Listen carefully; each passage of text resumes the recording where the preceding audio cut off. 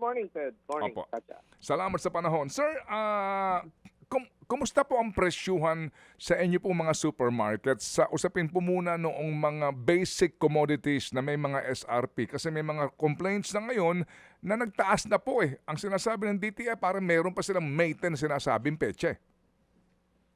Correct. No, medyo mahirap nating i-control nationwide, no, sa dami ng ating probinsya, isla, no. Medyo mahirap i-control, no. Considering yung mga far-flung areas, syempre, mas maraming gasolina involved, no. We're talking shipping, we're talking trucking, no. Oo. So, maaaring meron na nga areas na mas mahirap abutin ng ating mga delivery na medyo nag-adjust na ng kaunti ang presyo. Wala silang, for me, wala namang kasala. It's not a crime. But, siyempre, ninanais ng ating mabuting DTI na sana, mag-cooperate sila at try to hold on till May 10, no? May malalaking kumpanya, katulad ng Nestle Philippines, no? Publicly sinabi, till end of May, they can try to hold on if kailangan. Pero kung di kailangan, siyempre, they also need to, recover their investment. Yes. Oo. Opo. Pero kasi nga ultimo ang pinakahuling datos na tungkol sa inflation hindi ho maitatanggi na tumaas, no? Opo. So talagang this is inevitable, Sir Steven. Ay, yes. Kasi sabay-sabay lahat. Tapos last weekend, another suntok na naman yung pagputok ng Mayon, no? Although it's regional, no? It's also in one area lang naman. Pero it'll affect also supply and demand, no? Sabay-sabay lahat, di ba? Yun. So, at I guess kung hindi man yung mga PNTCs na minomonitor ng DTI, no? Hindi man yung basic necessities and prime commodities, meron din mga ibang produkto na medyo gumagalaw. Ito ang aking gauge. Kung hindi supermarkets ang titignan natin ng presyo, yung mga karinderya, doon mo makikita, di ba? Sa mga kainan districts, di ba? Kasi I'm sure, nag-iba na mga presyo nila. Dahil nagtaas na rin ang cost nila, no? Hindi naman sila basta gagalaw kapag hindi nagtaas ang cost of input ng kanilang, gagasusin sa negosyo. Opo. Sa inyo pong hanay, ano po ngayon ang napansin po ninyo? Sa inyo ho bang mga supermarkets na miyembro po ninyo, particularly po in Metro Manila and nearby regions, gumalaw na ho ba yung prime noodles halimbawa po? Ito pong mga dilata na basic na kasama doon sa basic necessity identified by DTI? As in, nag-aumento na ho ba talaga?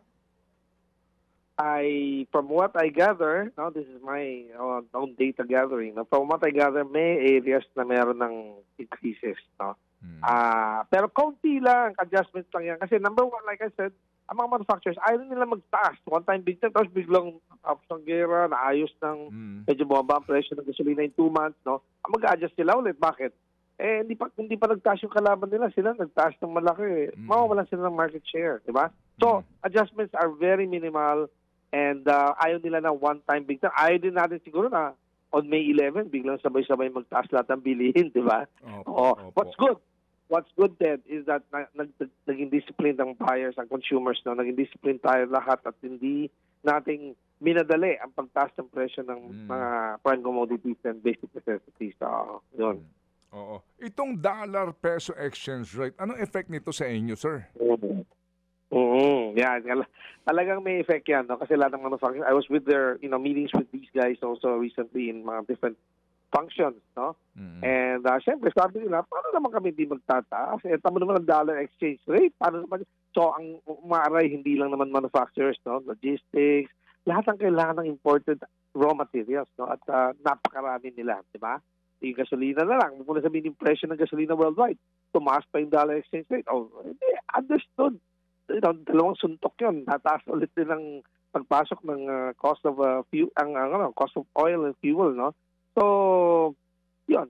Everybody saying, siyempre, mahirap isulat, round off, estimate accurately, no? Kung ilan percent ang effect, ang impact nito sa iba-ibang negosyo, no? Pero, for sure, without thinking, may impact talaga, di ba? Kaya nga, sabay-sabay ang suntok sa atin, no? Ng different elements, no? Which affect business. Oh. Sir Steven, meron po bang ugnayan ang inyo pong grupo sa DTI? Kasi parang iba yung sinasabi nila sa napapakinggan ko sa inyo ngayon. Ang sabi nila last time, nakatulong daw po yung pagbaba ng fuel pump prices para ma-extend itong no price hike commitment na ibinigay daw po nitong mga kasapi daw po dito sa basic prime commodities natin. Yun ang sinasabi nila. Paano po ba yun?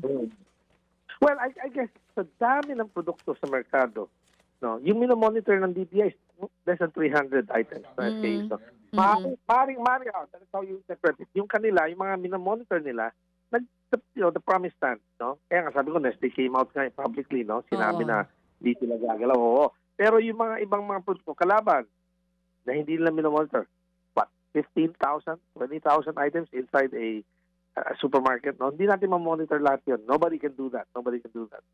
So if those competitors move up by 2%, 3%, awaiting, gagalaw din yan, yung mga prime commodity, yung mga basic, yung mga market leaders, no? Those heading, nauna, at namamayagpag sa kanilang mga kategorya sa basic necessities and prime commodities, no? So bago sila gumalaw, galaw na tayo ng konti. Kung galaw sila, isip tayo kung galaw pa tayo ng konti o hindi. So dahan-dahan nag-i-inch up na. And like I said, this is expected, di ba? Yeah. So it's a matter of positioning. It's a matter of positioning ang tawag dyan, di ba? Strategic positioning ng mga kumpanya, saan tayo pepwesto, di ba? Para hindi naman tayo maiwanan, nag-increase ng kalaan, mga major companies nag-increase, di tayo gumalaw, tsaka tayo gagalaw, halatang halata, wow, laki, piso nilaki. Ang piso tinaas ng produkto natin, di ba? Lalo na yung mga big packaging, di ba? Piso, 2 pesos. Oo. So slowly nag-inch up na sila ng kaunti para hindi biglaan din, which, to my mind, is also good for the public, di ba? So it's not a black and white thing. It's not a black and white thing. But sinabi ng TTI, hindi magtatas. So it's maraming in-between yan. Oo. Napakaraming At area. kumbaga somehow, may katotohanan naman yung sinasabi nila, hindi lang sa lahat ng mga produkto. Pero Sir Steven, ngayon, ang tanong ng consumers natin, even I myself, ano na mangyayari after May 10? Gaano po kalaki yung magiging pagtaas ng presyo? May mga suppliers na po ba ang nagparamdam sa inyo na talagang after May 10, may pagtaas ng presyo, especially with basic commodities? Meron. Meron mga May 15, no? Meron mga nagdagdag ng dates. No? Ang point nila, sobrang tagal na lang kami tinitiis to, di ba? So, ang akin is, wag din nating sobrang patagalin pa i-extend yung no price increase policy or no price increase strategy, no? Dahil ng gobyerno, no? Dahil puputok, parang Mount Mayon, no? Kung talagang napuno na, paglubas mas mahalayo ang abutin ng lava, no? Ng eruption, ng effect ng eruption, mas maraming tatamaan, di ba? So, let the free market forces, let it flow. Ibig sabihin, kasi hindi naman natin mapigilan yan di ba? Tama. Number one, hindi natin ma-monitor lahat sa dulo-dulo ng Pilipinas. Hindi naman natin ma-monitor yan Although, it was a good strategy for government to say, hey, mag-cooperate naman kayo. Huwag muna kayong magtaas. Oo. So, Pero yan ay pakiusap. Siyempre, hindi naman, hindi silang magdedesisyon, kumbaga. Pero Sir Steven, yung sinasabi niyo po na on May 10 and even May 15, may mga pagtaas ng presyo. Malaki po ba? Piso, centavos, and mag-sample lang tayo. Halimbawa po, sa sardinas o di kaya sa noodles, magkano po yung magiging pagtaas? Pinakamalaki siguro piso, no? Pero kumbaga, lahat nga sila, ayaw nga nila ng sobrang laking pagtaas dahil nga, di mo mabawi. That's what people think. Taas sila ng taas, pag nila bawiin. Mahirap bawiin sila. In-explain ko na napakalaking trabaho ng bawiin ng presyo. So they don't want to, increase unnecessarily where they have to take it back later and say, uy, we lost so much market share. Dahil nagtaas tayo ng ganun, pwede ba baba natin? Yun yung nakikita nating sale, buy one, take one. Yun na yung form of pagbaba ng presyo ulit. Dinawi nila, pinalik nila, di ba? Kaya lang, di nakikita ng tao yun. Taas ng taas, di naman binababa Hindi natin napapansin yung mga promotions, no? When they try to get back their market, earn back their market.